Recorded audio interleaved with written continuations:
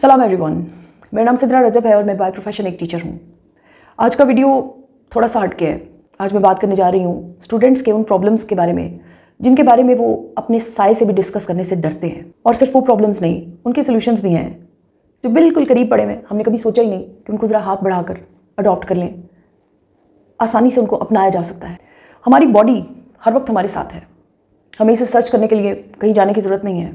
हमारा ब्रेन हमारे साथ है और भरा हुआ है मैसेजेस के साथ, फ्रेंड्स के मैसेजेस, पेरेंट्स के मैसेजेस, ब्रेन के अपने मैसेजेस, पास्ट के मैसेजेस, टीचर्स, फेरी वाले, पता नहीं कौन कौन जिनसे हम छोटा सा इंटरेक्शन भी रखते हैं, उस शख्स की बातें भी हमारे ब्रेन में ऐसे घन चक्कर बना हुआ है हमारा ब्रेन। और इस सारी पोस्ट को अगर कोई स्टेटस दिया जाए तो इसको कहा जा सकता है कि आप, मैं, हम सब लोग अलर्ट हैं।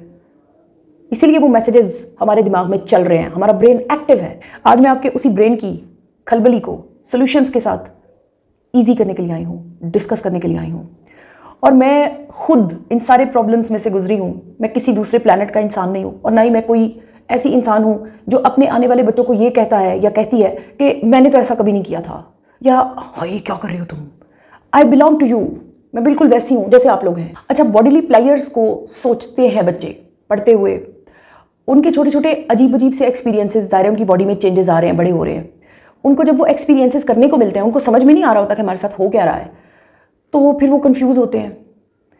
लेकिन वो सवाल पूछने के लिए भी उनके पास कोई एक काम का बंदा प्रोवाइडेड नहीं होगा। गंदे अंडे बहुत सारे होंगे, उन्हीं से वो जाके वो सवाल पूछेंगे। वो गंदे अंडे मजीद उनको ख़राब करेंगे और मजीद ख़राब जवाब देके उनको एक कन्फ्यूजन में, कुछ बच्चे कन्फ्यूजन में चले जाएंगे, कुछ बच्चे फिजिकली बर्बाद होने लगते हैं। ऐसा भी होता है। अनफॉर्चुनेटली हमारे बड़े ऐसी बात हमारे मुँह से सुनना भी बर्दाश्त नहीं कर सकते। बहुत बड़ी बात है कि हमसे सवाल पूछ लें या हम उनसे एक मोड ऑफ डिस्कशन पे उनको लेकर जा सकें, ऐसा ये तो बहुत बड़ी बात है। लेकिन वो एक सवाल भी हमारा बर्दाश्त नहीं कर सकते।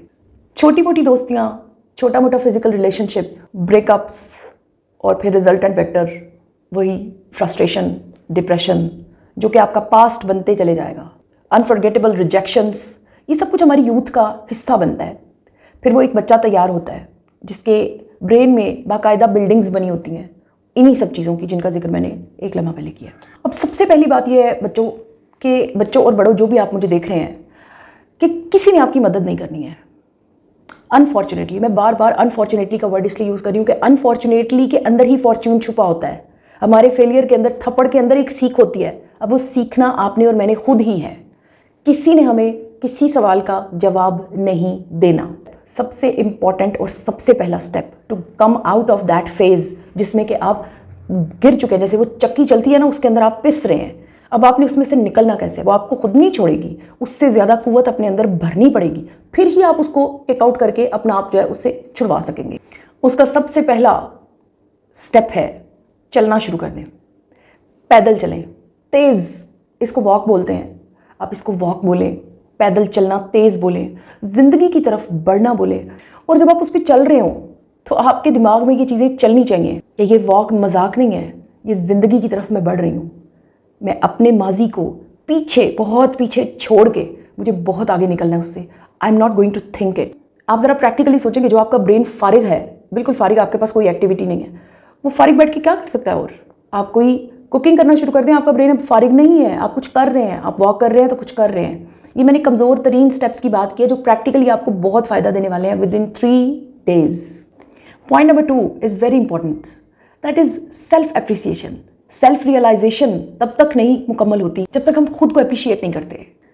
सेल्फ एप्रिसिएशन का स्टेप 1 ये है कि जब आप आईना देखें तो आपको बहुत अच्छा लगे, आप साफ़ सुथरे हों, आपको खूबसूरत लग रहे हो, खुद अपने आप को अच्छे लग रहे हो। और अपने आप को देखकर हमेशा एक चीज़ सोचा करें कि बड़े बड़े मुश्किल वक्त आए, बड़े बड़े टफ टाइम्स आए, इस बंदे ने मुझे बाहर निकाला, इस बंदे ने मुझे उससे आज़ाद करवाया, उस सारी सिचुएशन से।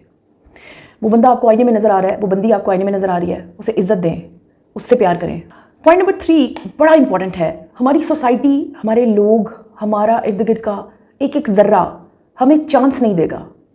आपके लिए किसी के पास माफ़ी नहीं है। आप जिससे मर्जी माफ़ी मांग लें, जो मर्जी कर लें, आप कभी भी खुद को सेटिस्फाइड फील नहीं कर सकते जब तक कि आप खुद अपने आप को माफ़ नहीं करते। बैठ के ज़रा सोचें, जिस शख्स ने आपके साथ इतना अच्छा किया, वो जो थोड़ी देर पहले आपको आईने में नज़र आ रहा था, पॉइंट नंबर 2 में, आप उसे माफ़ क्यों नहीं कर देते? उसे बख्श क्यों नहीं देते? उसे आज़ाद क्यों नहीं कर देते इन सारे फिल्थी प्रोपेगेंडास से, इन सारी सी क्लास अपाहज बातों से। मेरा ख्याल है कि हर इंसान अगर इस सोच को अपना ले तो कितना आसान हो जाएगा जीना। किसी किस्म के कोई रिग्रेट्स नहीं रहेंगे, ना सिर्फ गुजरे हुए कल के बल्कि आने वाले कल के भी। Now you are brave enough कि आपको डर ही नहीं लग रहा, आप अपनी गलतियां बहुत पहले से माफ़ करने के मूड में आ गए हैं। पॉइंट नंबर 4 आपका आईना है। ये भी एक अनफॉर्चुनेट स्टेटस है हमारे स्टूडेंट्स का कि जब हम लोग स्टडीज़ के लिए निकलते हैं तो हमें गाइड करने वाला कोई नहीं। It is actually very sad.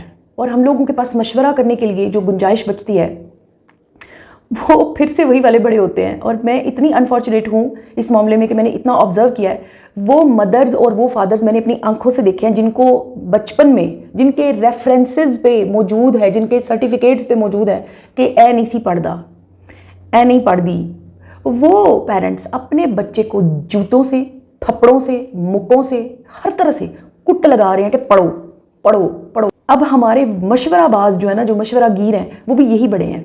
अब हमने मशवरा भी इन्हीं से लेना है। फॉर एग्जांपल हमारा बहुत एक अच्छा शाइनिंग एक टीचर है या कोई बहुत अच्छा वेल ग्रूम क्लास फेलो है, बड़े अच्छे फैमिली से आने वाला है, वो हमें बोलता है कि तुम ये वाला जो है ना सब्जेक्ट चूज़ करो, तुम ये वाली लाइन चूज़ करो, तुम बहुत आगे जा सकते हो। अब हमें वो टीचर बेहतर जानता है, चलो मशवरा देना है तो उससे ले ले बंदा, मशवरा ही अगर आपने लेना है। मैंने कभी किसी से मशवरा नहीं लिया था। मैं मशवरा इस सेंस में लेती थी कि मैं सुनती थी, पूछती थी, अपने फादर से हर चीज़ पूछती थी, लेकिन करती वो थी जो मुझे ठीक लगता है। क्योंकि अगर मैं वो कर लूँगी जो उन्होंने मुझे कहा है तो कल को वो चीज़ फ्लॉप हो जाए। ऐसा भी हुआ मेरे साथ, ऐसा भी हुआ कि उनका चूज़ किया हुआ एक रास्ता जिस पर मैं चंद दिन चली और वो बिल्कुल ज़ीरो, मैंने बिना किसी रिग्रेट के उसको ना सिर्फ छोड़ दिया बल्कि कोई ब्लेम कुछ नहीं, उनसे कुछ नहीं कहा। Then I realized it that I will not do it again in my life. So fruitful results के लिए अपने एजुकेशनल डिसीजंस खुद लें, क्योंकि अपनी कैपेबिलिटीज़ का आपको पता है। और अगर आप किसी दूसरे शख्स के मशवरे पर चल रहे हैं तो उसकी जिम्मेदारी भी खुद लें। ये ना कल को उसको कहें कि मैंने आपके कहने पर ये शुरू किया था। पॉइंट नंबर 5 है लॉ ऑफ रिप्लेसमेंट का। हमारे यहाँ रिवाज नहीं है। हमारे बच्चों से अगर गलती हो जाती है, अगर कोई बच्चा कोई गलत स्टेप ले लेता है तो वो उस गलती को छुपाने के लिए अगली एक सीरीज ऑफ मिस्टेक्स करता चला जाएगा। ऐसा आपने खुद भी एक्सपीरियंस किया होगा। मैंने ऐसा जिंदगी में सैकड़ों बार किया है और एक्सपीरियंस भी किया है। फिर मैंने खुद को ब्रेव भी किया है। मेरे में जब ये हिम्मत आ गई थी ना कि मैंने ये मान लिया कि ये गलती मुझसे हुई है, उसके बाद से I was a changed human. So जैसे ही जिंदगी आपको थप्पड़ मारती है ना, आपसे गलती हो जाती है, उसे एडमिट करें पूरे कॉन्फिडेंस के साथ।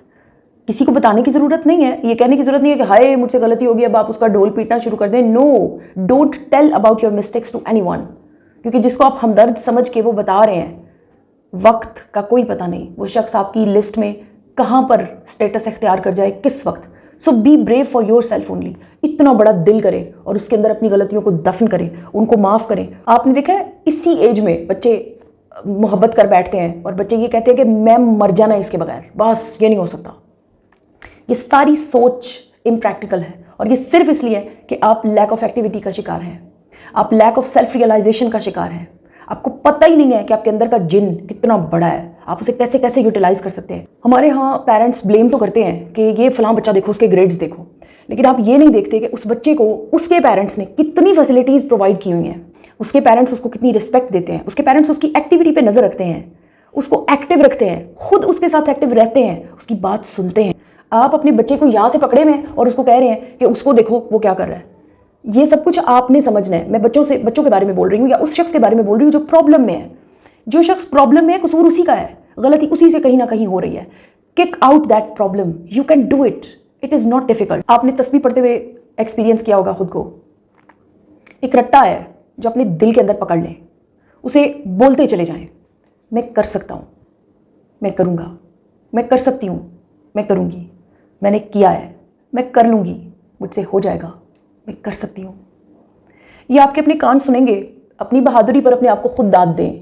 अपने तमाम वो एक्सपीरियंसेस रिकॉल किया करें जिसमें आपको आपके अपने आप ने बचाया था। आपका प्रॉब्लम इनफैक्ट एक तमाशा है हर उस शख्स के लिए जिससे आप वो शेयर कर देंगे, जिससे आप वो डिस्कस कर देंगे, चाहे वो कितना भी अच्छा हो। आपने बात घर से बाहर निकाल दी, घर की बात, अपने दिल के घर की बात आपने किसी दूसरे से शेयर कर दी। इस मैच्योरिटी को ग्रैब करने के लिए आपको बहुत मेहनत करनी पड़ेगी, जो कि छोटे छोटे स्टेप्स पर बेस्ड है। कोई पहाड़ नहीं खोदना, किसी को कुछ नहीं कहना, किसी से कोई अपॉइंटमेंट नहीं लेनी। सिर्फ एक शख्स जिसको एक्टिव करना है, जिसको ये बताना है कि कुछ नहीं होगा, कुछ नहीं हुआ आज तक और कुछ आगे भी नहीं होगा, मैं तुम्हारे साथ हूं ना। वो जो मैं आपके अंदर है ना, उसको अपने साथ ले लें, बस सारे प्रॉब्लम्स खुद ब खुद सॉल्व हो जाएंगे। पढ़ना बहुत ज़रूरी है, पढ़ना ज़रूर जारी रखें, चाहे कितने भी प्रॉब्लम हो। मैं अक्सर अपनी लाइफ को जब रिकॉल करती हूँ ना अपने फ्रेंड्स और अपने स्टूडेंट्स के आगे, मैं ये बोलती हूँ कि मेरे पास न्यूमरस इश्यूज थे ज़िंदगी के, बहुत प्रॉब्लम्स थे, लेकिन एक चीज़ जो मैंने नहीं छोड़ी वो मेरी किताब थी। मुझे जिस किस्म के भी प्रॉब्लम्स का सामना करना पड़ता, मैं अपनी किताब को हमेशा अपने साथ रखती। वो पेपर्स जो मैं रैंडमली जाकर अटेम्प्ट करती थी, आपने मेरी सक्सेस स्टोरी में भी देख लिया होगा, वो पेपर्स भी मेरे काम आते थे। आखिर कुछ तो था मेरे ब्रेन में जो मैं बिना पढ़े भी ग्रेजुएशन पास कर गई। सो कुछ है हमारे अंदर, वो जो कुछ है ना, उसको वैल्यू कोई और करेगा आके, इसका इंतज़ार करना छोड़ दें प्लीज़। अगर आप वाकई ऐसा करेंगे, आपको अपने अंदर की स्ट्रेंथ, आपके अपने अंदर की आवाज़ इतना मजबूत इंसान बनाएगी कि आपको किसी दूसरे की ज़रूरत नहीं रहेगी। आपको वो शख्स जो नज़र आता है ना दिन रात, जिसके बारे में आप ये कहते हैं कि मैं इसके बिना जी नहीं सकता, वो आपको सिवाय एक फेज़ ऑफ लाइफ के कुछ और नज़र नहीं आएगा। मेरे वीडियो को अपने कीमती वक्त में से वक्त निकाल कर आप देखते हैं, इसके लिए मैं आपकी तहे दिल से शुक्रगुजार हूँ। और मैं एक इल्तिजा करती हूँ तमाम लोगों से, चाहे वो बड़े हैं चाहे वो छोटे हैं, कि थोड़ा सा चांस ज़िंदगी को दे दिया करें।